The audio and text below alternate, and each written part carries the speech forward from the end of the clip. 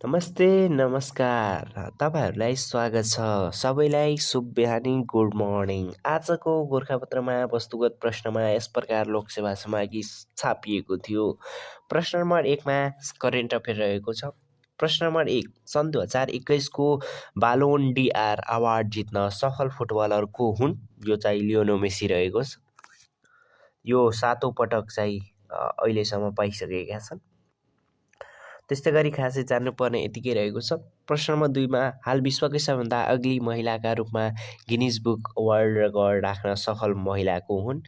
यो रुमेसिया गेल्गी टर्कीको उहाँ हुनुहुन्छ र 24 वर्षीय गेल्गीको उचाइ 7.07 फिट रहेको छ र विश्वको सबभन्दा अग्ली जीवित महिलाको भएको बताइएकी छिन् र त्यस्तै गरी योभन्दा अगाडिको यसअघि चाहिँ उपाधि चिनको थियो 7 फिट 7 इन्च अग्ली डेफेनको नाममा रहेको।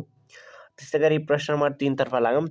बेलायतको लन्डनबाट प्रकाशित हुने प्रसिद्ध म्यागजिन द बैंकरद्वारा प्रदान गरिएको the banker of the year Asia 2021बाट सम्मानित हुने नेपाली बैंक चाहिँ कुन हो?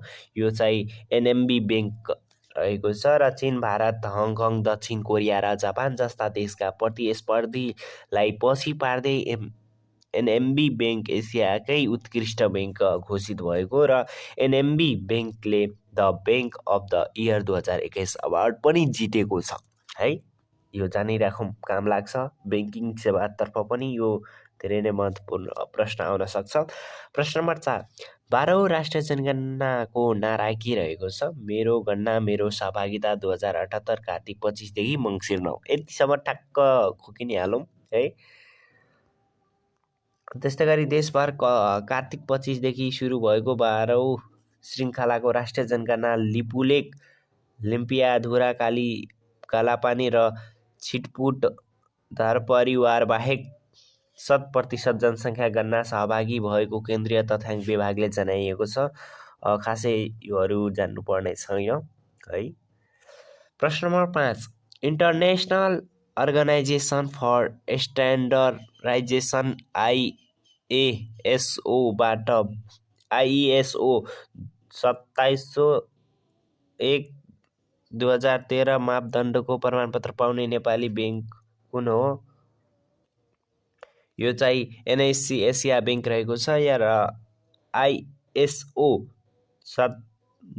27001 मापदण्डको आवश्यकता अनुसार बैंकले आफ्ना ग्राहकहरूको व्यक्तिगत विवरण एवं अन्य जानकारीको सुरक्षा निरन्तर सुधार गर्ने प्रतिबद्धता एवं त्यस्ता विवरणको सुरक्षाको सुनिश्चितता देखाउने बापत प्रमाणपत्र प्राप्त गरेको। त्यस्तै गरी प्रश्न नम्बर 6, रामेछाप र ओखलढुङ्गाको सीमामा बग्ने लिखु नदीमा निर्मित लिखु 4 जलविद्युत आयोजनाको विद्युत उत्पादन क्षमता कति रहेको छ?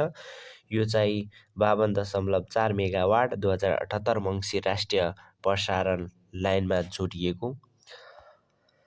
त्यस्तै गरी प्रश्न नम्बर 7 तर्फ लागौँ।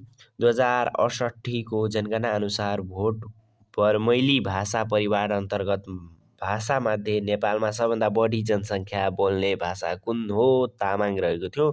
त्यस्तै गरी प्रश्न नम्बर 8, व्यवसायका 2 भाग छन्, बजारीकरण र नवप्रवर्तन भन्ने भनाइ कसको हो? पिटर डकरको।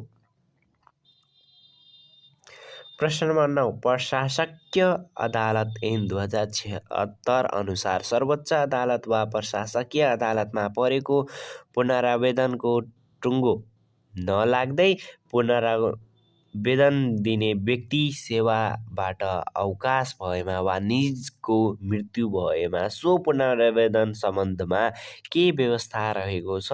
पुनरावेदन खारेज नहुने, त्यस्तै गरी अन्तिम किनारा गर्नुपर्ने। प्रश्न number 10, from third world to first नामक कृतिका लेखक को हुन्? यो चाहिँ ली क्वान यू। त्यस्तै गरी नेपाललाई कहिलेसम्म डिजिटल नेपाल बनाउने घोषणा गरिएको छ? सन् 2025। त्यस्तै गरी प्रश्न नम्बर 12, प्रदेश 1 तय गरेको प्रादेशिक मूल नारा के हो? स्वच्छ, सुखी र समुन्न प्रदेश रहेको छ।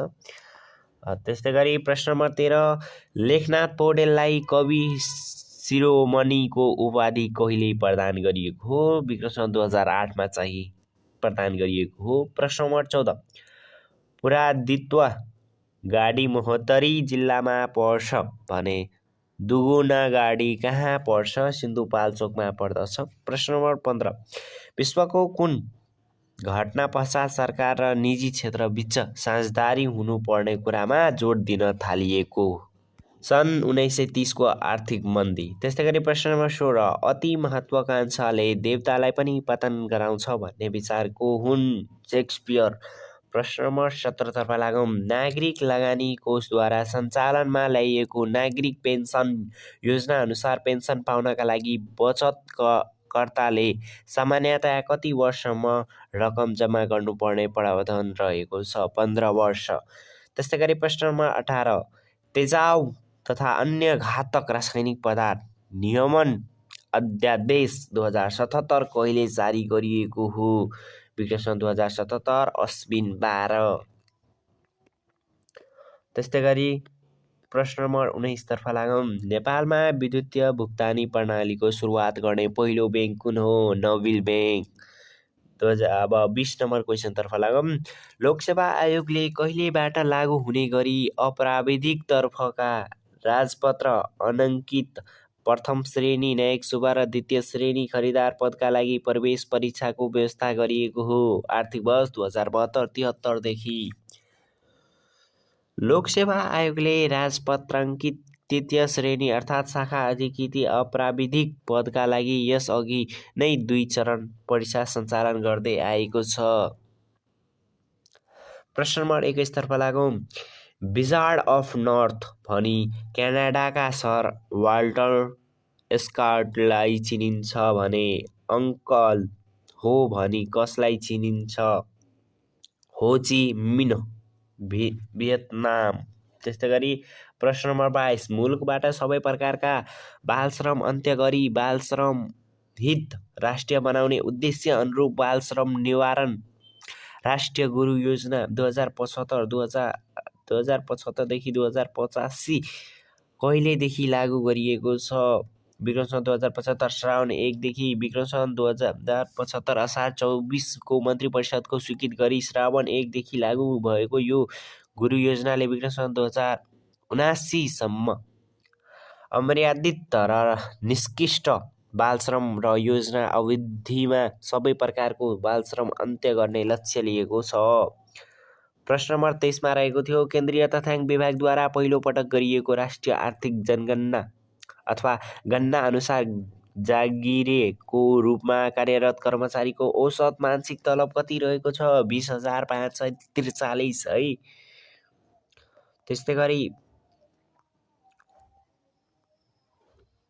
अगाडितर्फ लागौँ। प्रश्न नम्बर 24 नेपालमा प्रज्ञा प्रतिष्ठानबाट अमरकोशको प्रथम संस्करण कहिले प्रकाशित भएको हो? विक्रम सम्वत 2026। ऐतिहासिक महत्त्वको अमर ग्रन्थ अमरकोशको दोस्रो संस्करण 2077 प्रथम संस्करण प्रकाशित भएको 51 वर्षपछि प्रकाशित भएको।